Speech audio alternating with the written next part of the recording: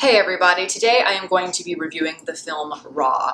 This movie is directed by Julia Ducournau. I don't know how to pronounce her name, I'm sorry, but this is her first feature-length film. Raw is a French-Belgian horror film that premiered at Cannes last year, and it has become quite controversial. A lot of people have been kind of put off by it. Some people have said that they have become ill because of watching the film, because it is quite grisly. And I think I can see why for people that might be more on the squeamish side, because it is very unrelenting, it's severe, it's guttural, it is extremely grotesque, and it doesn't shy away from anything. It just settles into your bones like some sort of mold that you can't get rid of. And I'll just say right off the bat, I fucking loved this movie. Absolutely loved it. This is the kind of movie that it captures everything perfectly right. It just gets it in terms of the emotional impact of it. It captures what it's like to be right on the edge of destruction and this complete uncontrollable hysteria, while also coping with all of these kind of emotional, physical, hormonal changes as you transition between adolescence into womanhood. This is a movie about a lifelong vegetarian named Justine. She's a teenager and she's entering her first year in veterinary school as an underclassman. She is a very naive, virginal young woman who really hasn't experienced much of life because she's lived with her parents her entire life. And this is her first taste of freedom. But as part of this sort of hazing ritual, initiation sort of thing, she is peer pressured by her older sister Alexia to eat raw rabbit kidney. Interesting initiation, even for a veterinary school, but you just kind of have to go with it. And of course, Justine doesn't want to eat it because she doesn't eat meat, but she does it reluctantly and she is accepted, essentially. Afterwards, she starts to notice changes, mostly at first physical changes. So she starts getting these really intense, crazy rashes all over her body. And then she just becomes this very ravenous, beast-like sort of carnivore who starts eating raw meat like crazy, and then she starts to go into cannibalism. But I really like the way that this film deals with more of the kind of horrific elements, because normally when you have a protagonist where all this stuff is happening, they feel as though they've been kind of violated by some sort of disease, something demonic, and they're usually asking, why is this happening to me? And yeah, I mean, she does to an extent, but I mean, she seems to be more okay with it than you might think. And to me, I think that the cannibalism in the film is a metaphor of her becoming her true self, which is maybe why she is less likely to fight it. She's on her own now. She's no longer a kid, so she can finally explore the more, I guess, animalistic parts of herself. So in particular, her sexuality, her ferocity, basically all of the temptations that you feel once you have libido, especially when you go to college and you get to really let loose and party for the first time. It's all very intriguing, very decadent. I knew very little about the production of the film going into it. I mean, I had seen the trailer, but I knew nothing about the director or anything of that nature. But I remember thinking as I was watching the film, this has to have been written and directed by a woman. It just seemed so clear to me, because as a woman, there are a lot of things, especially in horror films, that really annoy me about the way that females are portrayed. And here they're portrayed in a way that is so refreshing to see. She wants to show us that women are just like anyone else. A lot of times women are kind of condescended to, especially in horror movies. They're treated kind of as these delicate little flowers and constantly objectified in terms of the way that they look.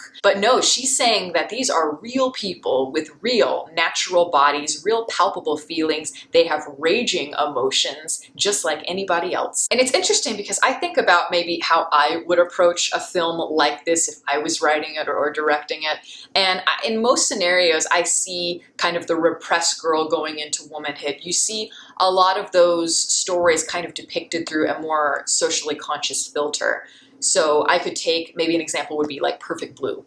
I don't know why that popped into my head, but the anime cult classic, which is more kind of the good girl gone bad, which, good girl, bad girl. I don't know what the hell that means. That's just kind of something that society has put a label on that I don't really believe in, but you get the idea. So in that film, in that instance, the protagonist, her innocence is kind of tarnished, the way that she's kind of tainted and brought or destroyed by pop culture, objectification, by the media, television, beauty magazines, celebrity, all of those things. And there's nothing wrong with that, but I think that it's an easier way to go that route. That's something that we see more often than not. But I like that this director chose to tell the story of a woman from a different perspective. It's really getting under the skin, and okay, no pun intended there, but it's beyond what's socially acceptable. It's getting to the heart of what makes humans tick, whether you're a woman or a man. She's really removing all of the stereotypes and allowing for ambiguity.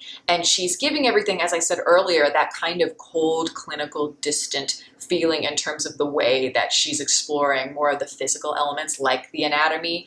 And she's also juxtaposing that with something that is very visceral, very brutal and bold. And there's nothing about it that feels what they say feminine or masculine. There's a lot of it that's very grim, actually. A lot of maybe the campus that the film takes place on, really, it reminded me almost of like a prison camp.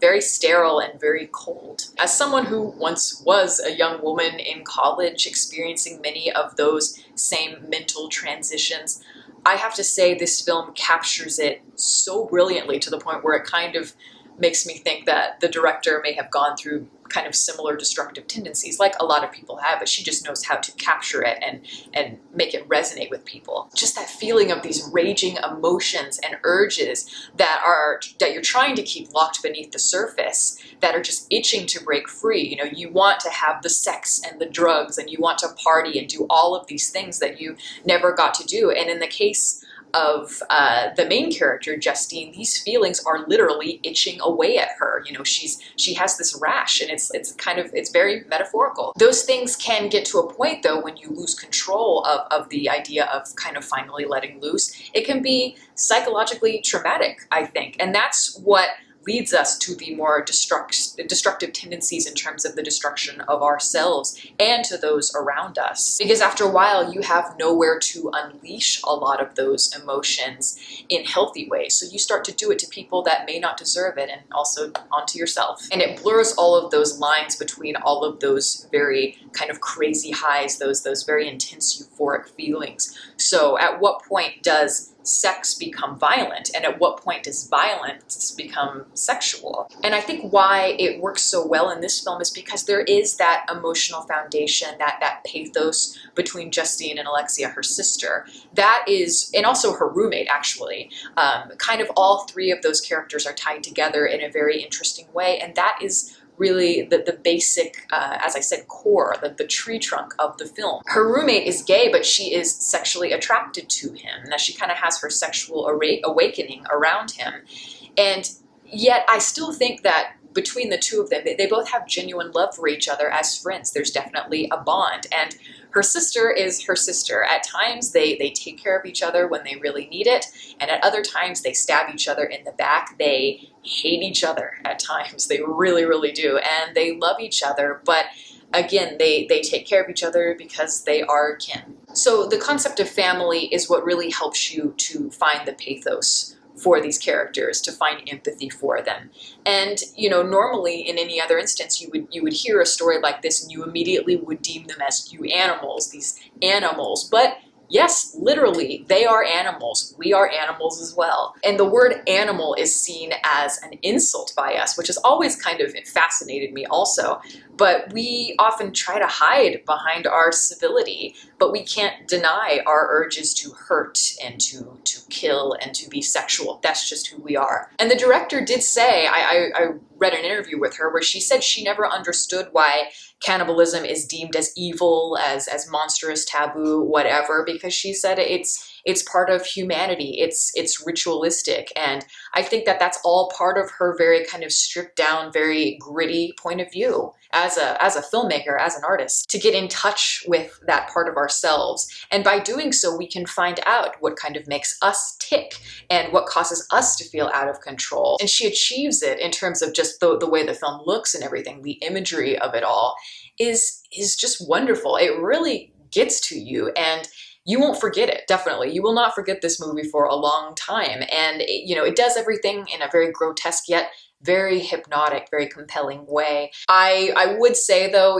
be careful if you're a person who's really squeamish or you pass out at the sight of blood. This is not a movie for you. And I don't recommend that you eat a meal afterwards. Just a little suggestion. But that is my review. Thank you all for listening. If you want to follow me on Twitter, the link is below. You can also like my Facebook page and link below that. You can watch more videos here, and you can subscribe only if I don't annoy you too much. Catch you next time.